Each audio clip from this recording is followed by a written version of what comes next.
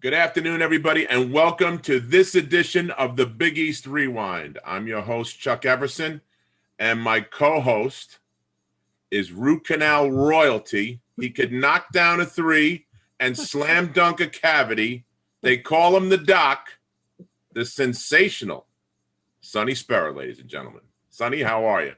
I'm good. I'm good, Chuck. John, I hope you appreciate. Chuck works on this sometimes for days, and he gets the right syllables. You know, he was meant to broadcast. I really think so.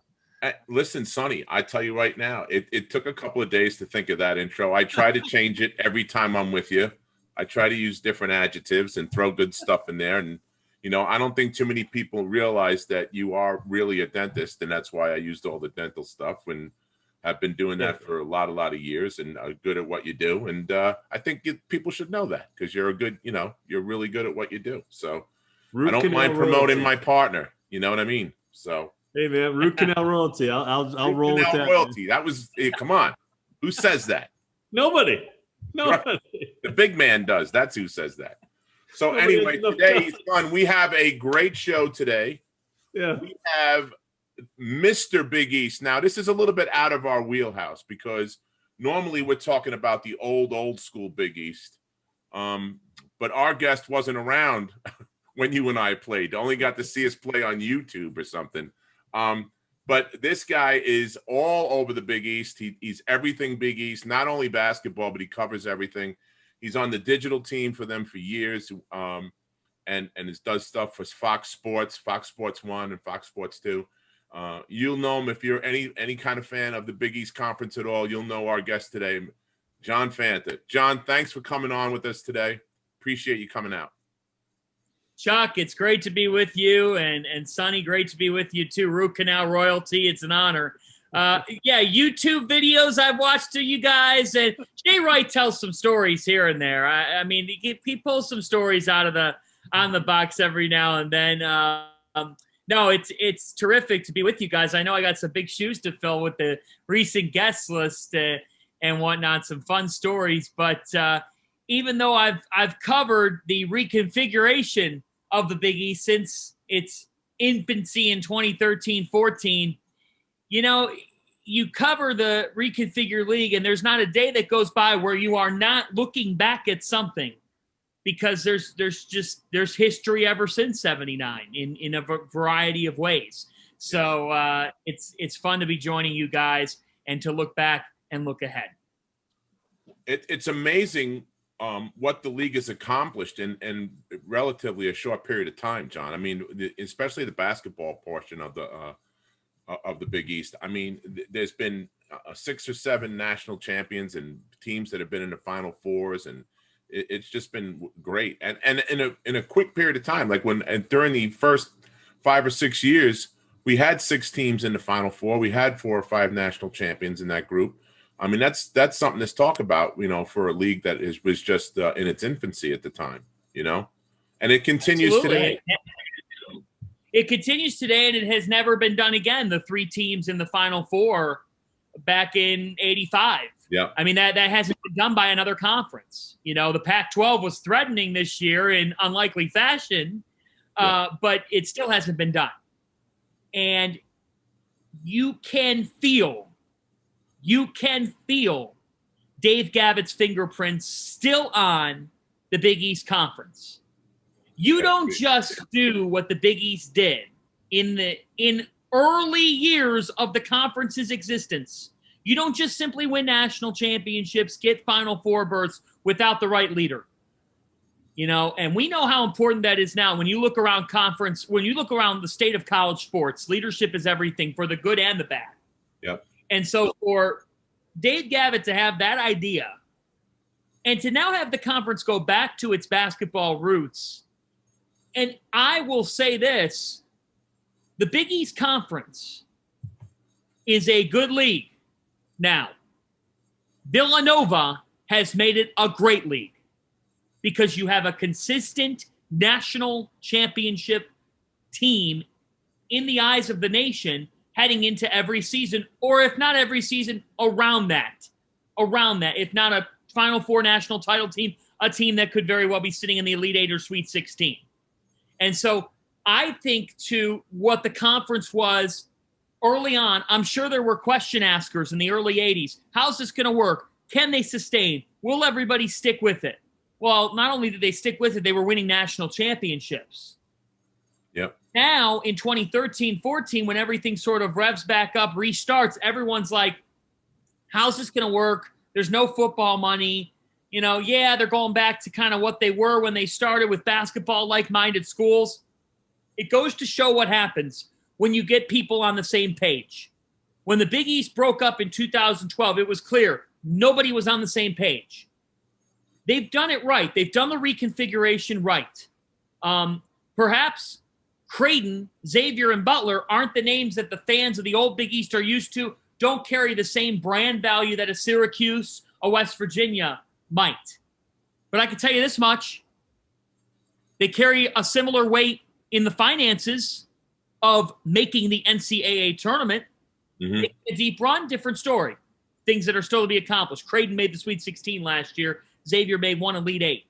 But I think it's interesting when you see kind of the reconfigured Big East and the amount of questions that were asked. Could this league last? Would it be okay for certain schools like Villanova and Georgetown? And look at what's happened to Villanova basketball as a result. They've elevated the league, and they have the league sitting at the table of powers. It's very resilient, I mean, like you say, nobody gave them a chance to have this kind of success, and it mirrors what happened back at the beginning of this thing. And I think that all dovetails back to Dave Gavitt, and what he the foundation that he laid all those years ago. I mean, we talked about it on several shows. He's done a great job of bringing people together who maybe didn't get along, coaches in meetings, etc. He did a lot of things that was ahead of his time, John, to keep everybody moving in the same direction. And I think today you look at the league today, and it's never been in a better place since then. I mean, really, right? Well, it hasn't been, and I think that, Chuck, the fitting thing that I look at is, okay, you're 8 years into this reconfigured league, and how interesting is it that this September 11th, 2021, that night, that Jay Wright and Val Ackerman, the Big East current commissioner, will both go into the Naismith Memorial Basketball Hall of Fame on the same night. That I find pretty cool. And Val Ackerman had a Hall of Fame career before she took over as commissioner of the Big East Conference. Jay Wright cemented it, though, in this reconfigured Big East. Oh, absolutely. The last 5 national titles. So I look at the way something's built, and I think now how I would reflect, what are the parallels? What are some of the things? There's nowhere near the drama between the coaches in the reconfigured Big East that we saw back in the 80s, where you had that old school kind of rivalries, and hey, they would actually make up because the wives would call each other and they'd have a glass of wine, and that's how they would make up. Ed Cooley gets along great with Greg McDermott.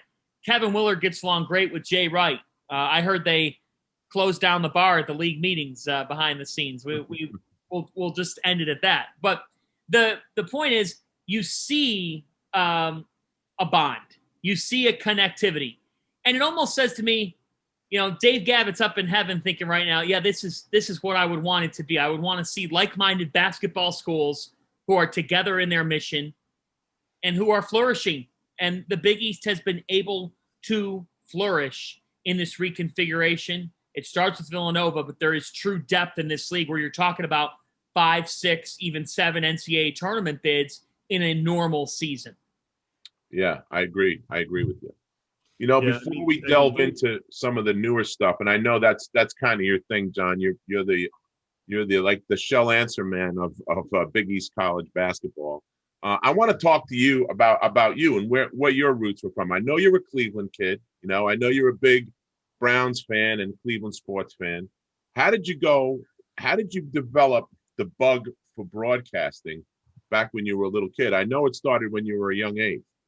It did. It started when I was a young age, Chuck, and I was 5, 6 years old, and I was watching the Indians in Cleveland. I grew up on the west side of Cleveland, and the Indians, I can remember Sunday afternoons, they'd be on, I had every network, but they would be on the local affiliate on Sunday afternoons.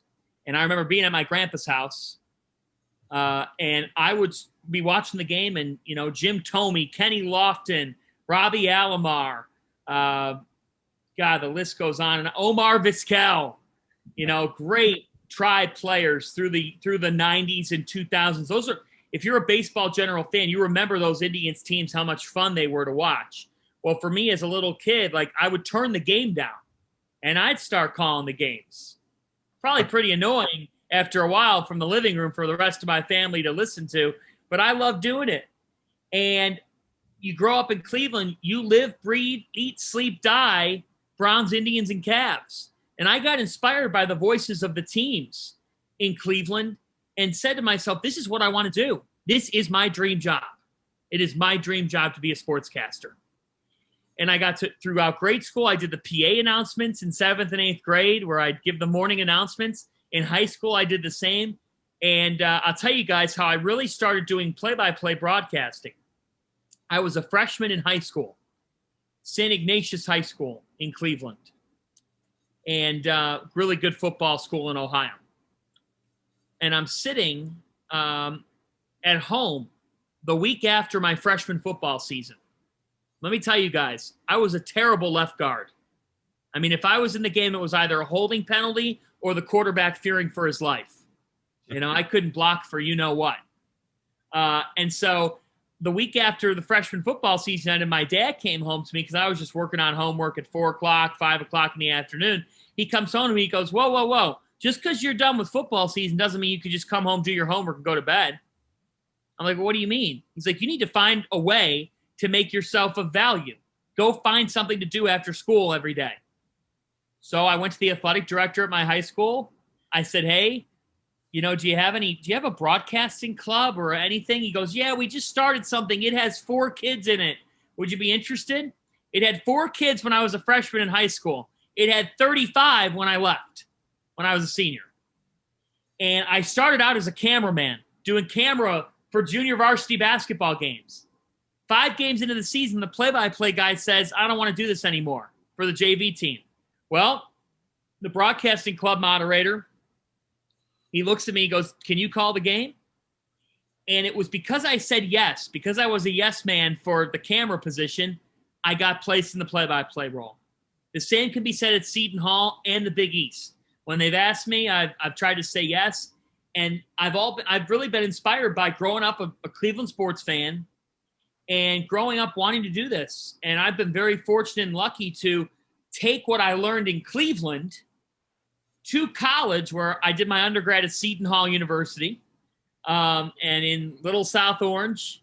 Enjoyed the 4 years and got a lot of opportunities. I wanted to go to the metropolitan area, and now I call Hoboken, New Jersey home and the New York area home, and I wouldn't have it any other way. That's great. My wife is from right there, and her family is Carlo's Bakery. So if you're in Hoboken, I'm sure you know that spot. Well, so I do, and you guys can tell I do. I know Carlo's Bakery. I know Augustino's. In fact, I was at Augustino's like 2 weeks ago, and I'm sitting at the table, and I go, hey, I said to the owner, I go, hey, you know, I know PJ Carlissimo. He goes, that effing guy. You know, it starts telling stories about PJ. But I love Hoboken. It's the land of Sinatra, the land of red sauce. It's the best. Great spot. So I do have to tell you, at the true confession, my favorite Cleveland Indian, right? Oh, I just forgot. It's Ricky Vaughn. Ricky Vaughn. I was going to say, the Wild Thing. Come on. Yeah, that's it, baby. It's an elite sports movie. Elite sports movie. You have to love Major League. Right. I know you. Bob Uecker had to be your guy, right? Just a bit outside, right? You got ball 8, ball 12. I can't believe they're laying off these pitches. So I had some good friends that spent some time at Seton Hall. One was assistant SID, and actually the priest at Seton Hall was my Uncle Jimmy Spera. And Bobby Gonzalez was the head coach for a bit, and he's a high school friend of mine too. So talk about your time at Seton Hall, because now, like you said, you're in a metropolitan area. You're close to the heartbeat of the Big East. I know they've had very good connections and success through the Big East office, internships, et cetera, et cetera. So just talk about what Seton Hall did for you in moving you forward towards your goal. Everything. Seton Hall University did everything. And you know, people say, yeah, but you had to work for it. Yeah, but you have to have people who are going to be in your corner. Mm-hmm. And the athletic director at Seton Hall at the time, Pat Lyons, Mm-hmm. today it's Brian Fell, who's a good friend of mine. From the start, guys, they were willing to give me opportunities. You know, I wanted to work. And I went to the athletic department. I went to the AD, Pat Lyons, and I said, I'm trying to get involved in broadcasting. I would love any opportunities. And they started to have me do soccer games, and then soccer turned to, volleyball, and volleyball turned to baseball, softball, and eventually basketball. But, they always said yes. I was a student, and they always were willing to give me a chance. And I'm indebted to them for that, And every time I would get an opportunity, to cover men's basketball at the Pearl Harbor Invitational in Hawaii, to cover women's basketball in Cancun, to go down to Florida, to go to Texas, to go on the NCAA tournament trips. Every time they would give me an opportunity, I would say, well, what can I do for you in return? And they say, pay it forward to somebody else who needs it down the road. And that's what I try to do now, talking to kids. I just talked to a group of high school kids today, and I do it because I want them to feel what I felt when I was their age, So it really came down to a couple of things. Number one, I wanted to do the work. Seton Hall has a great radio station, 89.5 FM WSOU. You've got a good newspaper in the Setonian. You've got pirate television, but they have some really good programs on campus and guys who care. I think about the general, Bob Lee, an ESPN great. And Bob has always answered the phone for me, always been receptive of a call, a text, and Bob has always been helpful, always. And I'm thankful for him for that. And I see that resonate throughout Seton Hall University. And the other thing, guys, is call it fate, call it destiny, call it whatever, but I went to Seton Hall from 2013 to 17. And when you are a student reporter and Seton Hall University wins their first Big East championship since 1993, yes, I did luck out. Timing is everything in our industry. I ended up getting more eyeballs, more people looking and saying, hey, who is this guy? Who is this kid? He's covering the Big East tournament. Seton Hall wins it. I kind of showed the Big East and other people, hey, this is what I could do in a moment like this. Yep. And so I ended up, as when Isaiah Whitehead hits that shot, of course, as a Seton Hall student, the shot against Villanova, the M1, of course, that goes in, and I'm thinking this is unbelievable. But it turned out to be pretty unbelievable for my journey in my career because I got a chance to really cover some special stuff while I was in college, sort of showing what could be post-college. So that's how the Seton Hall journey kind of came about. And they helped me get internships at CNBC, at Westwood One Sports, and then at Fox Sports heading into my senior year. I was an intern at Fox. I got to work with Pete Rose, Frank Thomas, Dontrell Willis, and Chris Myers, Kevin Burkhart, all those guys, Rob Stone, and doing work with those guys really helped me to see what sports TV is all about. But that all started with Seton Hall and their willingness to open up a door for a kid from Cleveland. That's pretty cool. So how did you make your way from the Hall to the Big East? How did that path go? Wasn't hard. So my freshman year, again, guys, timing is everything, right? Yeah. My freshman year at Seton Hall was the first year of the reconfigured Big East. And one thing that people I don't think understand is some of the schools were the same. The name was the same. But it's kind of like when you go to that great restaurant that you've always loved and you hear or read in the paper that they're under some new ownership. And you're like, okay, well, I'm still going to go. And then you walk into the restaurant and you're like, oh, what the hell happened to the menu here? Or wait, these mozzarella sticks don't taste the way they were before. You notice it. Guys like us notice it. So for the Big East, they kept the name, but you're going to have a new commissioner. You're going to have new people in your office. Vince Nicastro, former Villanova AD, being one of the people now in the Big East office. Yeah. Val Ackerman was really smart with that in kind of reconstructing the way that the conference was going to be run. They brought in people who understood what the Big East was all about from the old league. But for me, I got an email from the director of broadcasting, Rick Gentile. Rick has produced Olympics. He's produced the NFL Today. He's hired some of the greats in our industry. Jim Nantz, Michelle Tafoya. Rick has been the man behind it. Rick emailed me late at night when I was a sophomore, the fall of my sophomore year. And he said, hey, I'm Rick Gentile. We've met. We had met before. We would love to talk to you about a potential role with the Big East Conference, or a potential reporting role. Would you mind meeting with us, in the city? And I'm a 19-year-old kid going into New York City, right into Midtown Manhattan, and going up 30 floors on an elevator and meeting with them in a New York City high-rise. And I'm just thinking to myself, God, this feels like a dream. I'm walking into the Big East office. I'm 19, 20 years old. These guys are willing to give me an opportunity potentially, not to report on men's basketball. The first report I ever did was on cross country. I don't know a thing about cross country, but that's how it started. And cross country turned to soccer. Soccer turned to volleyball. And eventually it was, hey, can you be at the men's basketball tournament? Can you be at the women's basketball tournament? And as time went on, when I got to my senior year of college, I was looking at local news stations. I was looking at entry-level jobs in broadcasting. And I was wrapping up a lunch at the Big East to actually kind of thank them for my time as a student working with them. And at the time, my boss, Rick, said, hey, let's sit down and talk. Let's talk about a potential role. And that's how Big East Shoot Around, our show about men's basketball every week, that's how it was born. That impromptu question. Within the next 2 hours, we discussed a role. The role got approved. And the role that I have actually goes back to Jay Wright, believe it or not. Jay Wright said, why don't we do our own weekly show? Fox in the offseason doesn't do much programming. We're not going to get it from another entity. Yep. Why doesn't the conference's network produce its own show? That was Jay Wright thinking next level. That's how it all started.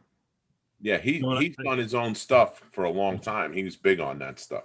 So I gotta say, you gotta be just a little bit more upbeat. I'm just kind of sensing like a real kind of Valium kind of guy, But it's talking to you for the first time, it's infectious, and I get it. And if young people had, and then Chuck and I could say this, of course, because we're old timers, but young people had that capacity to just be there and to do or pay your dues, but do it with enthusiasm, right? Talk about Rolly Massimino, enthusiastically. It just comes out of your pores, and it's so obvious. So I could imagine that you've impacted in your career a lot of people that surround you or that you come in contact with every day. Talk about who were some of the role models for you that helped you or foster. I mean, they didn't give that to you, but who fostered that or helped bring that out of you? Because it just comes out in spades. It's awesome. Well, we'll start with family, and that's my grandpa. Name's John Coughlin. He passed away last May. And I'll share with you guys, something that kind of sums up life, right? So when the pandemic hit on March the 12th, 2020, I had this gut feel, I don't know where it came from. I believe there's a greater power up there upstairs. And I know my grandpa's with God now. But he was he was in a nursing home. And I had not seen him since he was put in there because it was the end of February, beginning of March when it's that time of year, right, in basketball. So I was thinking in my head, we're going to wrap up basketball and I'll get back to Cleveland and I'll see him for a week or two, kind of stay there right when the hoop season ends, and there we go. But COVID, shuts everything down, and I booked a flight for that night home. I packed my whole bag. I booked a flight. I didn't return to New Jersey in about 6 months. I was home in Cleveland, Ohio for about 6 months during the pandemic. I unfortunately lost both my grandparents during that time, not to COVID, just to old age, broken heart scenario. But I went back home, and about a week through my time, when I got home, the nursing home shut down visitation. A week later, he gets sent to hospice. Now, hospice allowed visitors because we know hospice is end of life. But he ended up being in hospice for about 2.5 months. So I would get done with my Zoom meetings and work around, it was just, the workday was so different, right? You'd log on at 9 a.m., you get done with your last Zoom meeting at 3 or 4. There was such a level of unknown during COVID. I was doing interviews and podcasts and stuff, but it wasn't as busy. So I'd get done with that stuff and I'd go straight to the hospice facility. And the first time I saw my grandpa at the hospice facility, the first day he got admitted in there, he looked at me and he said, when are you going back? He would always say, when are you going back to New Jersey? When I came home, it's how much he missed me. But he always wanted to know, when are you going back, to work? And when I sat down with him in late March, he said to me, when are you going back? He's on his hospice bed. And I looked at him and I said, I'll be with you to the finish line. Wow. And that for me was poetic in a lot of ways. And it's how life works, right? I hadn't gotten a chance to spend a ton of time with my grandpa in the last couple of years because of how busy the work was. But it was almost like through COVID, through such a negative, we've heard all about the negative crap. I took something very positive, and that positive was in a mask, but I got to be next to my grandpa, next to his bed, all the way up until, the morning of May 19th when he passed away. I was with him until his very last breath. Wow. And that is something I will forever be grateful for. He taught me what love is. He taught me what life is about. He taught me what passion is about. And so did my grandma. And that all started, they really, from an early age, I can remember them telling me about life and about being good to people, about working your ass off, not taking a play off. Don't quit. You got to have a no quit mentality. I learned that from them. And so that starts with family. It always does. I'm sure you two would agree. It starts with family. Beyond family, in terms of broadcasters, I can't say enough about, I talked to you about Bob Lee. He's one of the best. Tim Brando has been terrific to me. Timmy does a great job doing Fox College Hoops. Gus Johnson's been very, very good to be around. Every time I see Ian Eagle, and I don't see Ian often, but Ian could not be nicer, could not be better. I shadowed Kevin Harlan doing Monday Night Football for Westwood one night, and I can always remember Kevin was so good with his time, so nice, and just a great guy to be around. And the list, the best of the best guys in our industry are good people for the most part, So I've gotten a chance to learn from some of the best, and I can't say enough about some of those play-by-play guys who have been doing it a lot longer than I have, but have taught me a lot about the industry and how it works. Talk about how immense and how big the digital industry is, the digital age is in our sports industry now. I mean, everything is done through social media or in little chunks and put on. You talked about the Big East shoot around. That was all. I saw that more on social media than I did on MSG or any of the TV channels that the Big East or Fox or anything. So talk about that. I know you were heavily involved with all the digital stuff too, right? I am heavily involved with the digital stuff. We're meeting daily, multiple times a week, talking about strategy, talking about what our shows are going to look like. We're really proud to be a finalist for 4 sports video group college awards. Our shoot around live from Madison Square Garden show, our Big East tournament coverage, and then our just throughout the season coverage is all nominated, and then fingers crossed that we bring home some hardware. But I would say, Chuck, that it has never been more popular. It grows by the day. It grows by the hour. how do we be a good option for a Big East fan? And we also have the capabilities to look at metrics, to look at viewership. And what we find is we are a second screen option before a game, after a game. In other words, when you're watching your show, when you're watching a game, you're on your couch. How many times are you on your couch and you're doing this? Yeah. More than I can count, right, Sonny? More than any of us could count. Much, yeah. Our goal is when you're waiting for the noon Villanova game to start, that if you go to Twitter, you're going to land on us. And we're going to be able to give you that Colin Gillespie sit down. We're going to be able to give you that press conference sound from earlier in the week that you couldn't necessarily get on your normal pregame show. Or if there is no pregame show, we are now your pregame show before the game. We're going to help you get ready for the game. You know? And so that's how we have tried to structure it a lot on the digital side, is how do we be resourceful?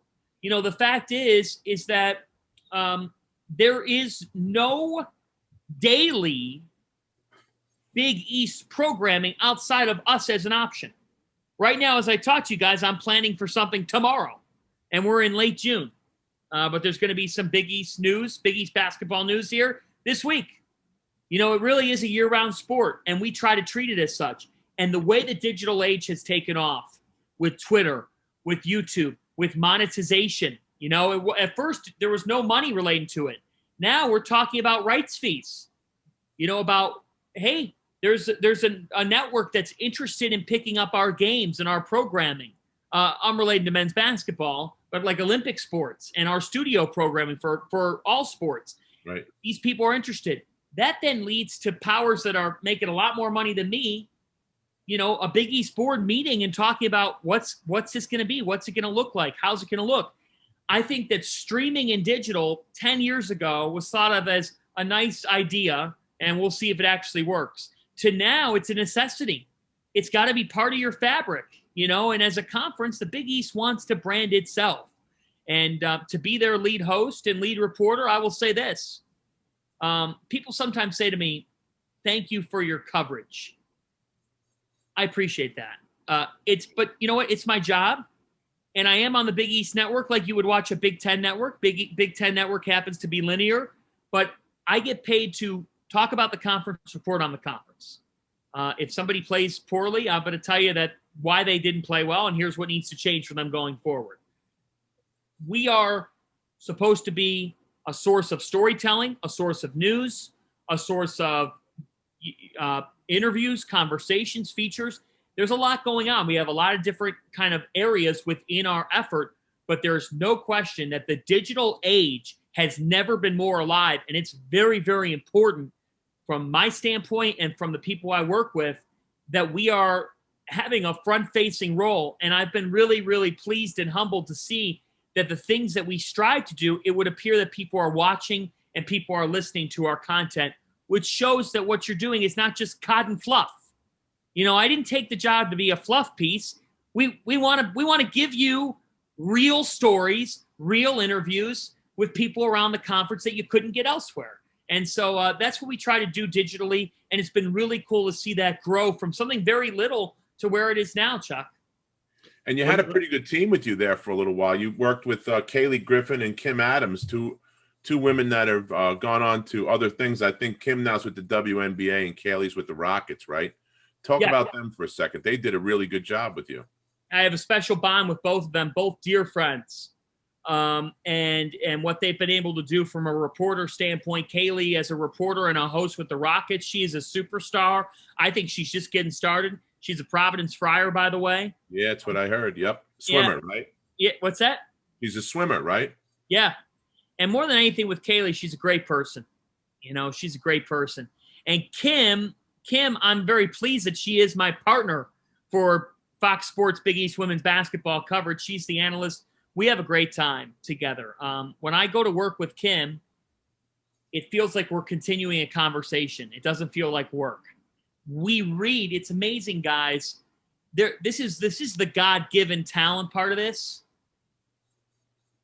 I am literally, when I work a game with Kim Adams, I know when, how she's going to talk, what she's going to say, how she's going to do it, and vice versa. We just are, it's like a symphony. You know where you're going on that road. If I decide to take a left, she'll take a left with me. If I decide to take a right, she'll take a right with me. Whatever we talk about from a game standpoint. And what she's doing with the WNBA now, I'm so happy for her. As an analyst and reporter, Kim has worked for it. She's put in a lot of time. It's another testament, guys. You don't always know when your next break's going to come.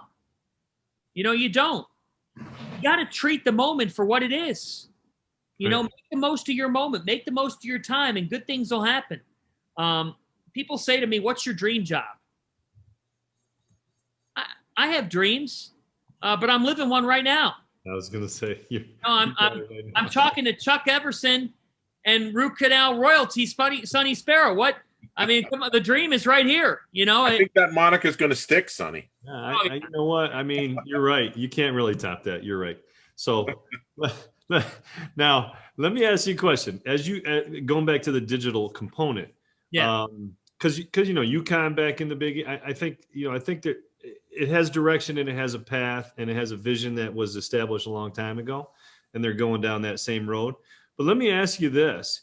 Have you encountered some pushback from some folks regarding digital, like that says, listen, that's not something we're comfortable with, or we're worried about too much exposure, or, talk a little bit about that, because you're going into some new waters that maybe not everybody's familiar with. Yeah, you know what? At first we did, Sonny. At first. Mm-hmm. But when they start to see the types of content that we put together, some of the long form storytelling that we do that you couldn't see on linear TV. And oh, by the way, when you have digital, you can go on the air whenever, however long you want. And we don't have to be exclusive to one school over another. We can include a variety of schools. We can include a variety of people that might not get the linear TV coverage that they desire. But I also think this.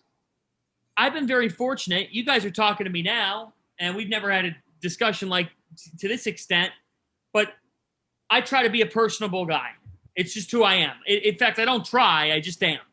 Mm-hmm. And so for me, when you look at Ed Cooley, LaValle Jordan, Travis Steele, Kevin Willard, Patrick Ewing, Jay Wright, and the list goes on, one thing that I'm really fortunate of in my role is I have the opportunity to cover coaches who are pretty down-to-earth individuals, good people.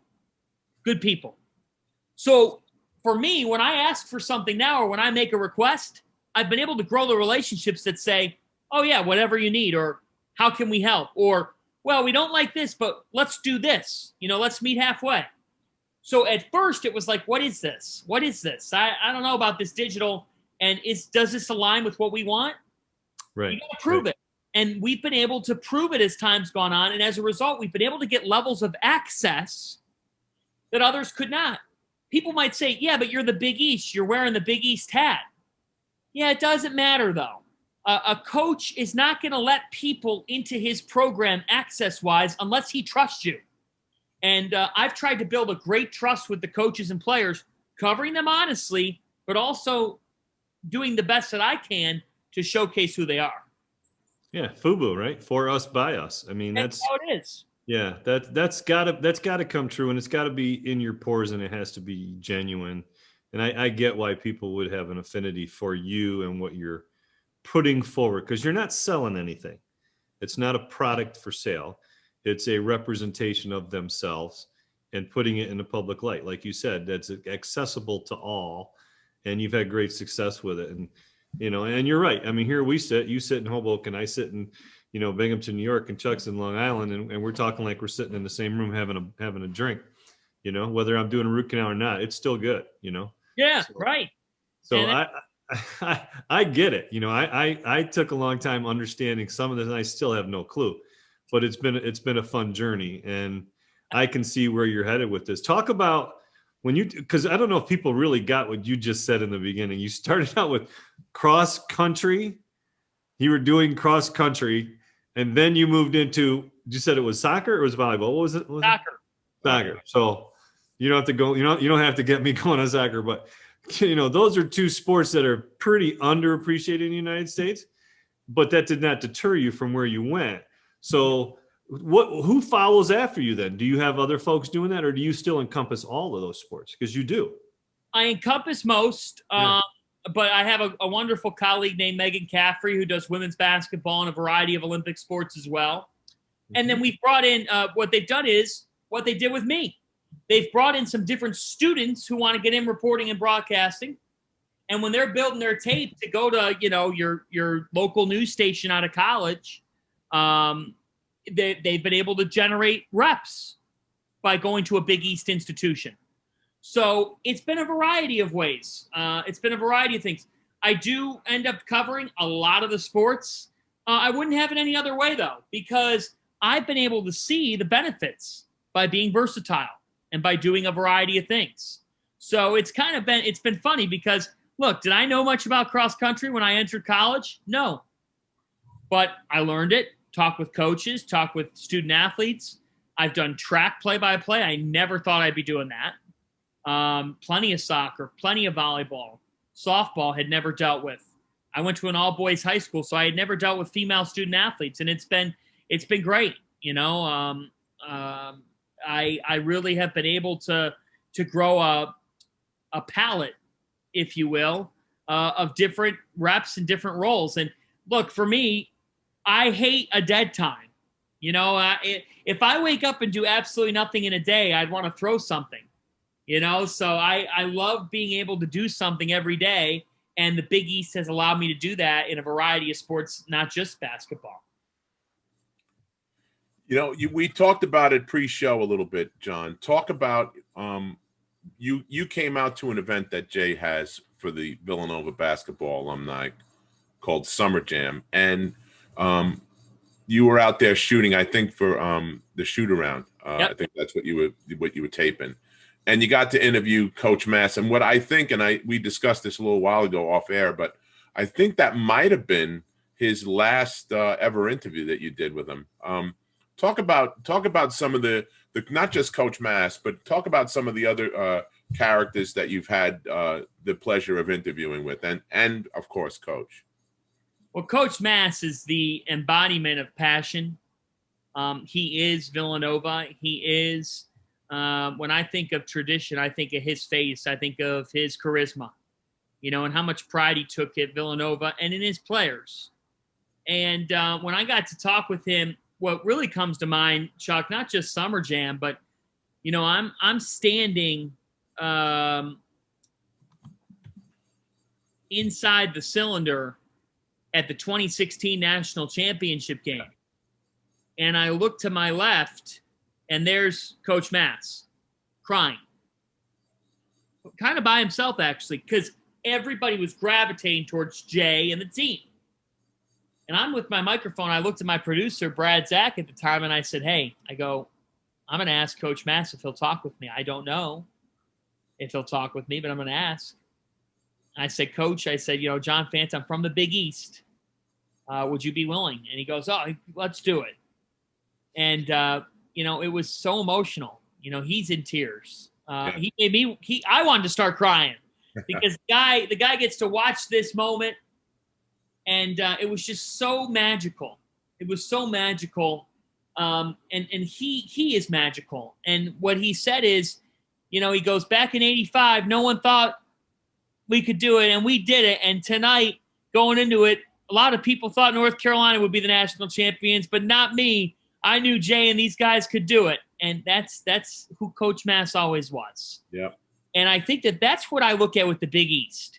Kind of that Northeast mentality of count it out, doubted, drama, they don't have a chance, to grit, toughness, fight, and you know what? We're going to kick you in the teeth and we're going to beat you tonight. And I've seen that with personalities around the conference. Some of the others that I've gotten to talk to, John Thompson. I talked to John Thompson about 9 months before he passed away. And I'm sitting down in the room to talk to John Thompson for a feature. And John Thompson has his entourage walk him in. And then he walks in. And I stand up. I said, Coach,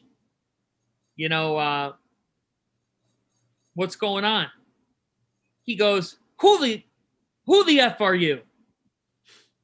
I said, oh, I'm John Fanta. I cover the Big East. He goes, I am the Big East. So I smiled.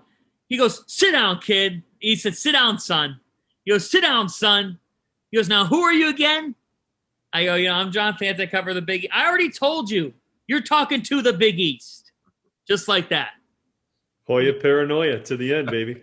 He goes, now, what are you Right going to the to ask? end, man. He goes, now, what are you going to ask me? He goes, I got a list of questions. He goes, look, let me see. He goes, that'll be fine. That'll be fine. He goes, let's make sure we get Boeheim in this. Let's make sure we get under his skin. And that was John. I mean, that was John all the way to the end. He wouldn't have had it any other way. But you know what? If he BS'd you, if he said, who the F are you? Chances are he liked you. That meant he liked you. Yeah. No, he really did. That's who Big John was. So, I got a chance to talk with him. I got a chance to talk with Coach Mass. PJ's always been gracious with his time, and I've loved talking with him. And he is a character. I got to work an ESPN assignment with PJ during the NBA G League Winter Showcase in Las Vegas. PJ was the analyst, and I was the sideline reporter. And in the middle of the broadcast, we started telling stories about Walt's Gym, and it was a blast. It was so much fun. And he's just a trip and a half, a trip and a half. So it's been great to talk with a bunch of different characters from around the conference and get those guys. And I get to talk.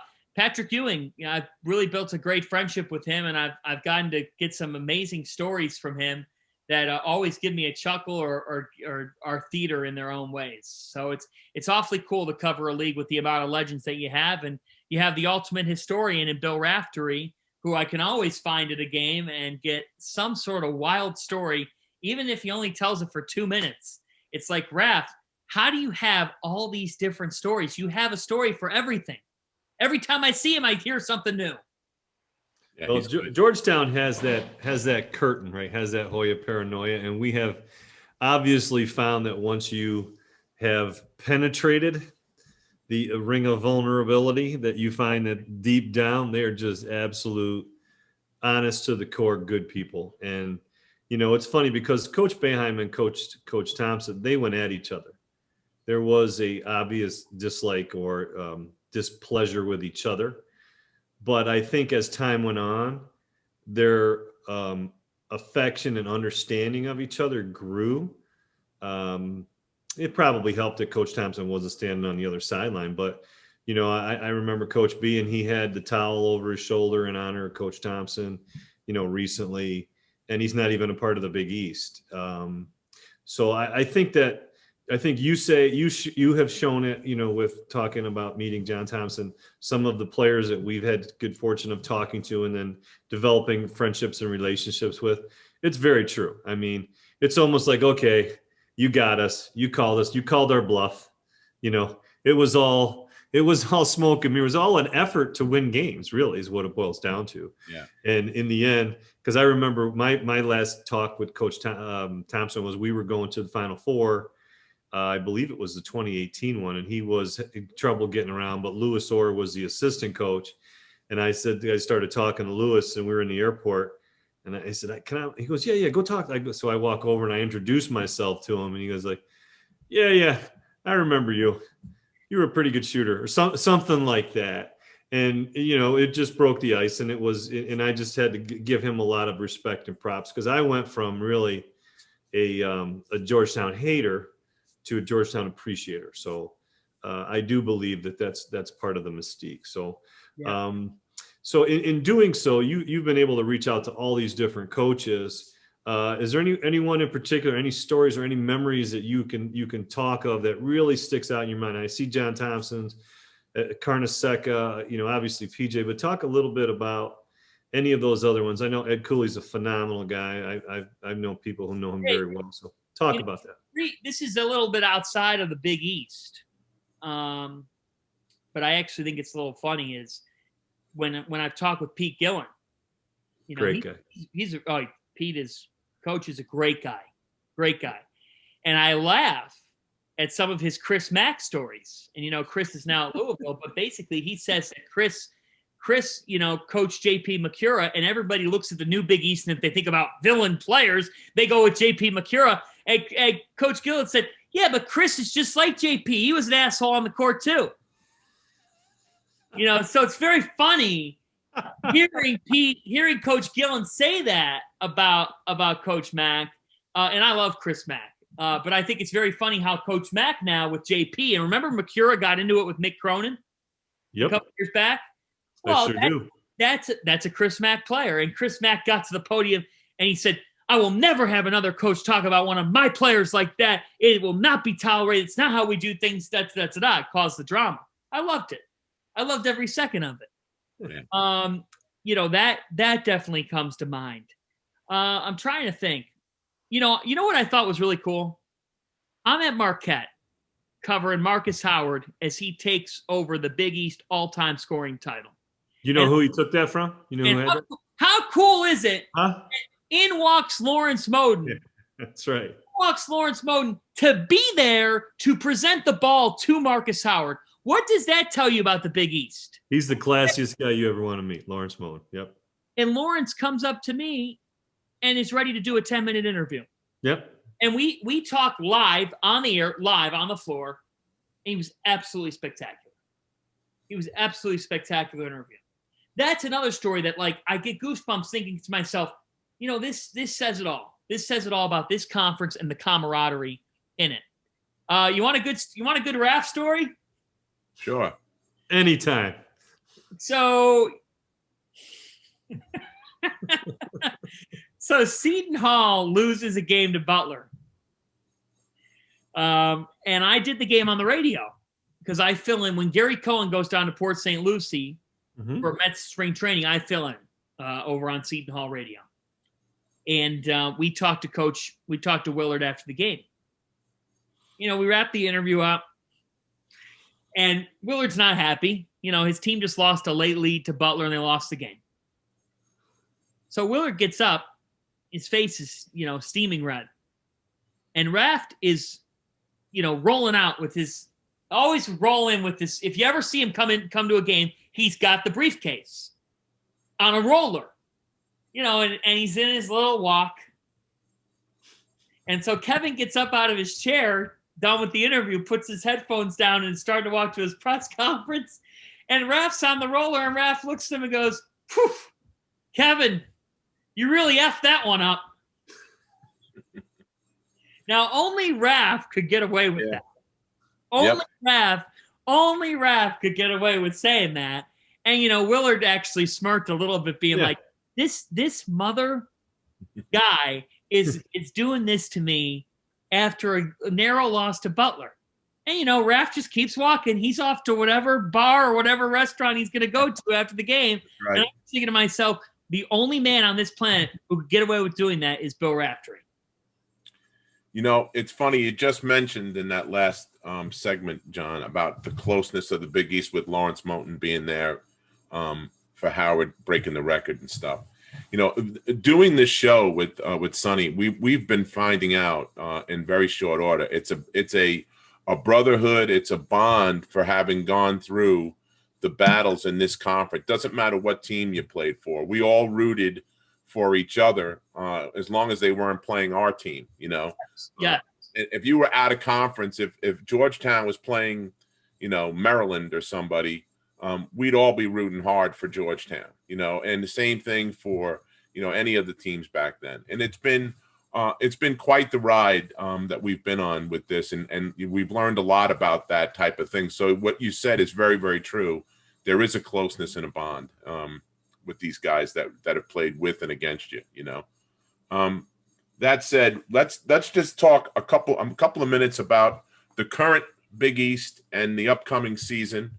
I have a question for you about Georgetown. I mean, Sonny and I go back and forth because, there's a whole thing between Sonny and I. I'm a big guy. I played in the post. Sonny obviously is a point guard, and he handled the ball and ran the show. All right. So the point guards to me get all the jobs. So I'm rooting real hard for Patrick to do well at Georgetown. Sure. And I was texting with him after he beat us in the Big East tournament. What do you think? I mean, on that run, they made quite the run. Do you think they had a little bit of a Big East hangover when they got to the tournament? Do you think that's what happened to them in the first round? Oh, yeah, that is what happened to them in the first round. That's absolutely what happened to them. And that when you win, when you have to do what they did, and that was win 4 games in 4 days, it's tough. It's why Connecticut's run in 2011 might be the greatest college basketball run we've ever seen. Just because they had to win, 11 straight elimination games essentially to win a national championship was absolutely insane. Georgetown was hungover from that Big East title, and they were facing a Colorado team that had McKinley Wright, an All-American caliber guard, and a Colorado team that was kind of underappreciated nationally. And Colorado had seen all week that Georgetown was getting talked about, and I think they gave them an ass whooping. Yeah, pretty much. For Georgetown, for me, Chuck, it's huge to win the Big East championship. The program needed that moment. They were in great need of that moment. They hadn't been relevant the last couple of seasons. And I found it ironic that the year that UConn comes back, UConn tied with Georgetown with 7 Big East tournament championships for the record, and Georgetown wins it to retake the record now with 8. I just thought it was very fitting that the year UConn comes back, it's Georgetown who teaches them what life is like returning to the Big East. It was poetic to me. For the Hoyas, the key is, can they keep roster continuity? They've had transfers. Qudus Wahab transfers from Georgetown to Maryland. Qudus Wahab is a good center. Yeah. They have Dante Harris coming back, who I like a lot. He was the Big East tournament most outstanding player. He's a good guard, but they lose Javon Blair. They lose Jamarco Pickett. They have a couple of good recruits coming in, Aminu Muhammad and Ryan Mutombo. They're recruiting well. They have a good in-game coach in Ewing. They got a kid coming in from my high school, actually, John. Jordan Riley. Jordan Riley, another quality. He plays way over the rim, way above the rim. There's no question that this Georgetown incoming class could keep the program in the right place, but they got to hang on to players. Yeah, this transfer chaos, crazy. Yeah, has hit Georgetown harder than anybody. Yeah, in the league. Yeah, that's for sure. That's for sure. Yep. And then Villanova has taken advantage of the extra year. Samuels is back, Jermaine's back, and Collins back. I was glad to see the two of them come back and take over the leadership role, so they have an opportunity to teach the younger kids. They got a lot of kids coming in. They got a big class coming in. I think there's like 5 of them coming in. And to learn that system, you need somebody that's been through it, to teach the younger kids how the system works. I think that's just going to help the program for this year. It should. I mean, Villanova should be a team that the goal is to be in New Orleans in the Final Four. When you welcome back a 5th-year senior point guard in this sport, Sonny, you know it. Colin Gillespie is the ultimate game manager and executor. He doesn't make mistakes. He hooks up his teammates with high percentage passes for high percentage shots. So Villanova should be a team that makes a very deep run. I think they're far and away the best team in the conference. And I think when you look at what they have coming in, a really good recruiting class. I mean, we're talking about one of the better recruiting classes in the country. And you've got, Jordan Longino, a 4-star. You've got Angelo Brizzi, another combo guy. Nana Njoku, who I've heard good things about. Yeah. For me, Villanova has the complementary players in the backcourt. I get concerned about who they are in the front court because Eric Dixon's going to have to take a leap, right? And I don't know about Villanova down low necessarily, but we do know that Gillespie running the point, Jermaine Samuels is he's an athletic super freak. Yeah. Justin Moore's only going to get better, and you bring in Brizzi and Longino and the other guys they have. Yeah, Trey Patterson, right? Trey Patterson as well. If this freshman class is even half of what people expect, I would only think that a freshman class is going to get enhanced when you're able to work with guys like Colin Gillespie and Jermaine Samuels. That really helps the learning curve. Mm-hmm. And their Well, culture. I would say this, John. I think that's a great place to wrap it up for tonight. I really appreciate you coming on. I have to say, and Sonny said it earlier. I have to echo his thoughts. I mean, Sonny and I are going to look back on this, from now and say we got to interview John Fanta when, your passion and your enthusiasm are second to none, and it's something that's lacking in guys your age group kind of kids. You're kind of an old school throwback, and that's why we had you on here today with us, the two old school guys. So thank you very, very much for coming on and being so gracious with your time. Hey, cheers to you guys. Cheers to this podcast. Call me the old soul. I got the glass of white wine. Cheers. A pleasure to be with you guys. John. Before I came on, I had some farfalle and meatballs and red sauce. I'm going to close it out with a glass of white for you two. There you go. Keep on listening. Anytime you guys want to talk Big East basketball, I would love to join the Rewind because it is some fun stuff. John, you are the human tornado, man. You are just a tornado. I loved it. I loved every second of it. Thank you, Sonny. Well, thanks, guys. You've been listening to the Big East Rewind with Sonny Spera and Chuck Everson. The Big East Rewind is produced and directed by Daryl Gurney and Nick Chico Chorus. You can check us out on YouTube. Don't forget to hit subscribe and to like. And you can get a hold of Sonny and I or anybody with the Big East Rewind through bigeastrewind@gmail.com. We accept any and all criticisms and constructive criticism and anything that you may want, anything that you'd like to see on the show. Ask the questions. We do answer the emails, and we have made changes to certain things as we've gone forward with the show. So thanks again for another great show. Have a great evening. Take care. Peace out.